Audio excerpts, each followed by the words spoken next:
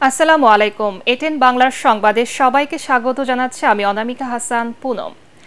যাই ঘটুক না কেন বাংলাদেশের অন্তর্বর্তী সরকারকে সমর্থন দিতে তিনি প্রতিশ্রুতিবদ্ধ বলে জানিয়েছেন সেনাপ্রধান জেনারেল ওয়াকারুজ্জামান। সোমবার ঢাকায় সেনাপ্রধানের কার্যালয়ে ব্রিটিশ বার্তা সংস্থা রয়টার্সকে দেওয়া এক সাক্ষাৎকারে এই কথা বলেন তিনি। যে কোনো পরিস্থিতিতে অন্তর্বর্তী সরকারকে নিজের সমর্থনের কথা উল্লেখ করে সেনাপ্রধান বলেন, আগামী 18 মাসের মধ্যে যাতে নির্বাচন হয় সেজন্য গুরুত্বপূর্ণ সংস্কারগুলো সম্পন্ন করতে সরকারকে সমর্থনের অঙ্গীকার করেছেন তিনি। জেনারেল ওয়াকারুজ্জামান জানান, নোবেলজয়ী ডক্টর মোহাম্মদ ইউনূসের নেতৃত্বাধীন অন্তর্বর্তী সরকারের প্রতি তার পূর্ণ সমর্থন আছে। এ সময় সামরিক বাহিনীকে রাজনৈতিক প্রভাব থেকে মুক্ত করার একটি রূপরেখা দেন তিনি। ডক্টর ইউনূস প্রসঙ্গে জেনারেল ওয়াকারুজ্জামান বলেন, যাই হোক না কেন আমি তার পাশে থাকব যাতে তিনি তার মিশন সম্পন্ন করতে পারেন।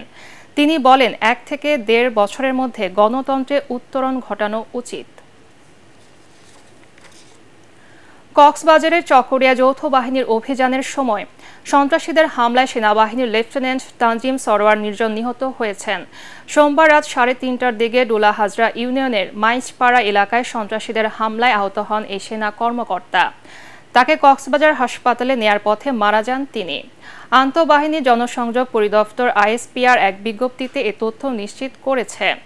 এদিকে চকরিয়া থানার ওসি মোহাম্মদ মঞ্জুর কাদের ভুইয়া বলেন, সোমবার রাতে সেনাবাহিনীর একটি দল ডোলা হাজরার মাইজপাড়া গ্রামে অস্ত্র উদ্ধারে অভিযানে যায়। রাত 3:30টায় সশস্ত্র ডাকাত দেখে দ্রুত আটক করতে গেলে লেফটেন্যান্ট তানজিমের সঙ্গে ডাকাতের ধস্তাধস্তি হয়। এক পর্যায়ে ডাকাতরা গুলি ছুড়লে গুলিবিদ্ধ হয়ে গুরুতর আহত হন সেনা কর্মকর্তা তানজিম সরোয়ার। জাতিসংঘ সাধারণ পরিষদের ৭৯তম অধিবেশনে যোগ দিতে নিউ ইয়র্কে পৌঁছেছেন প্রধান উপদেষ্টা ডক্টর মোহাম্মদ ইউনূস। কাতার এয়ারওয়েজের একটি বাণিজ্যিক ফ্লাইটে প্রধান উপদেষ্টা ও তার সফর সঙ্গীরা সোমবার স্থানীয় সময় রাত 10টায় নিউ ইয়র্কের জেএফকে বিমানবন্দরে পৌঁছান। জাতিসংঘে বাংলাদেশের স্থায়ী প্রতিনিধি এবং ওয়াশিংটনে বাংলাদেশ দূতাবাসের অন্তর্বর্তীকালীন চার্জ দ্য অ্যাফেয়ার্স বিমানবন্দরে প্রধান উপদেষ্টাকে স্বাগত জানান। আজ ডক্টর ইউনূস জাতিসংঘের সদর দফতরে সাধারণ পরিষদের উদ্বোধনী অধিবেশনে যোগ দেবেন। 27 সেপ্টেম্বর সকালে তার অধিবেশনে ভাষণ দেওয়ার কথা। পাশাপাশি একাধিক দেশের রাষ্ট্র ও সরকার প্রধান এবং আন্তর্জাতিক সংস্থা প্রধানদের সাথে বৈঠক করবেন প্রধান উপদেষ্টা। এছাড়াও মার্কিন পররাষ্ট্রমন্ত্রী, ইউরোপীয় ইউনিয়নের প্রেসিডেন্ট, জাতিসংঘ মহাসচিব ও সংস্থাটির মানবাধিকার বিষয়ক হাই কমিশনার, বিশ্ব ব্যাংকের প্রেসিডেন্ট এবং ইউএসএআইডির প্রশাসক ডক্টর ইউনূসের সাথে সাক্ষাৎ করবেন। 3 দিন যুক্তরাষ্ট্রে অবস্থান শেষে 27 সেপ্টেম্বর দেশে রওনা হবেন প্রধান উপদেষ্টা।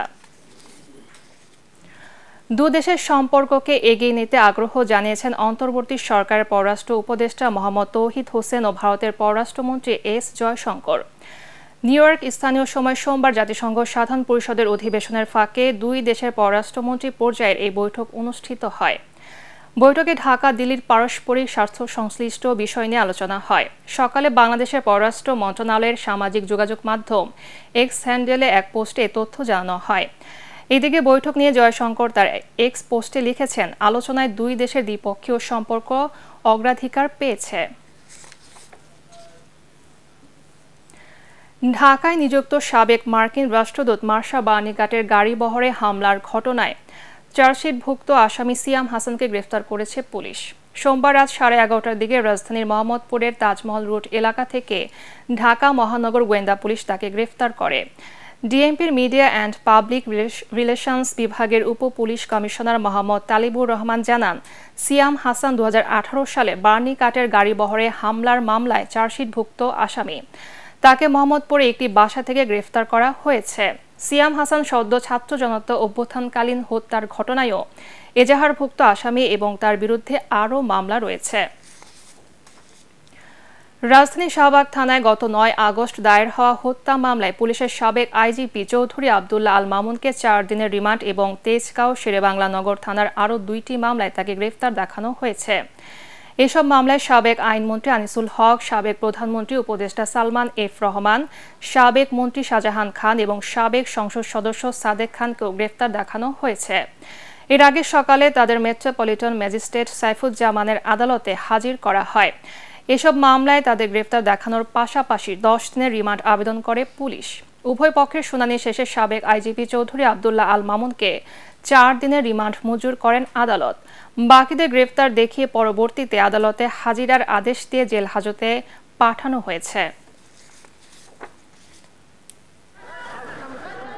আমরা বারবার বলার পরেও অত্যন্ত অনুরোধ করা সত্ত্বেও বিজ্ঞ আদালত 10 দিন রিমান্ড মঞ্জুর না করে 4 দিনের রিমান্ড মঞ্জুর করেছেন এবং অন্যান্য চিকিৎসার বিষয়টাও সে সতর্কতার সাথে ব্যবহার করতে বলছেন। উনি একজন আইজিপি, উনি ঊর্ধ্বতন একজন কর্মকর্তা এবং এই জায়গার মধ্যে একজনকে লুকেট করতে গেলে লোকেশন কালেকশন মোবাইলের মাধ্যমে হয়। সেই লোকেশন কালেকশন করলেই উনার অস্তিত্ব পাওয়া যায় কোথায় ছিলেন। সেই প্রসঙ্গে আমরা বলেছি যে তাকে নিয়ে আবার রিমান্ডে নিয়ে জিজ্ঞাসাবাদ করার কোনো যৌক্তিকতা নাই।